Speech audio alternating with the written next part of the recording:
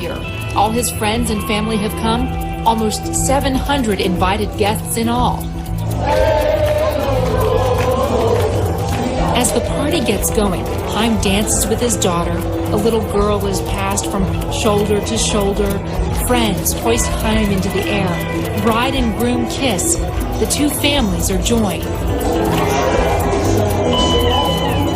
Everyone's having fun.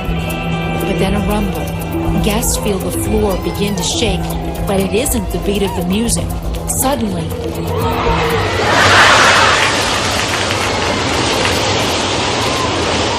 everyone on the dance floor disappears into a black hole.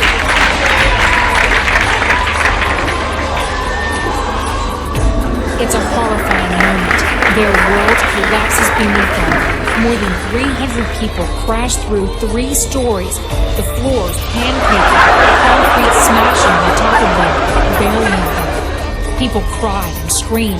They are confused and terrified. No one knows what's happening. Chaim is on the dance floor when it gives way. His leg is crushed, but he survives the collapse. I thought I was dreaming, like bungee jump. I did not understand.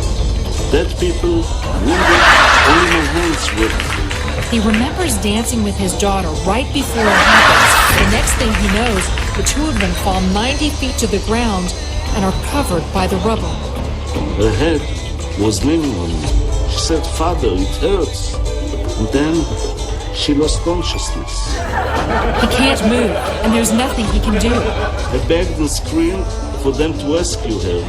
And when they took her away, I was ready to die. One of Israel's best rescue teams, veterans of earthquakes and terrorist attacks, arrives on the scene quickly, but it takes them 2 days to dig through all the debris.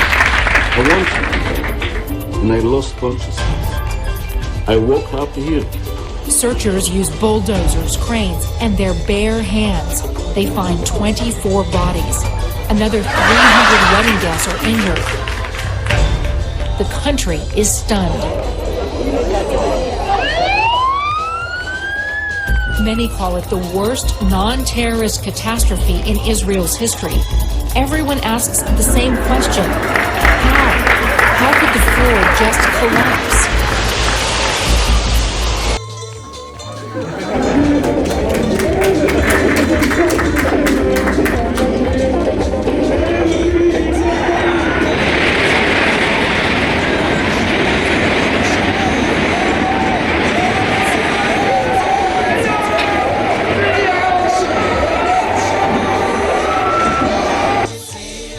The Versailles Wedding Hall disaster occurred on May 24, 2001 in Jerusalem, Israel, when a wedding celebration met with tragedy as a large portion of the 3rd floor they were dancing on collapsed. 23 people fell to their deaths through 2 stories, including the groom's 80-year-old grandfather and his 3-year-old second cousin. Another 380 were injured, including the bride who was carried out of the rubble by the groom after suffering serious pelvic injuries. The side of the building that failed was designed to be a 2-story structure, while the other side was designed to be 3 stories. Late in the construction process, it was decided that both sides of the building should be equal heights, and the 3rd story was added to the shorter side. However, since that side of the building was originally built as a 2-story building, the roof was now the floor, and roofs are not designed to hold as much weight as floors. To fix this problem, they placed partitions on the floor below, which helped redistribute the excess weight.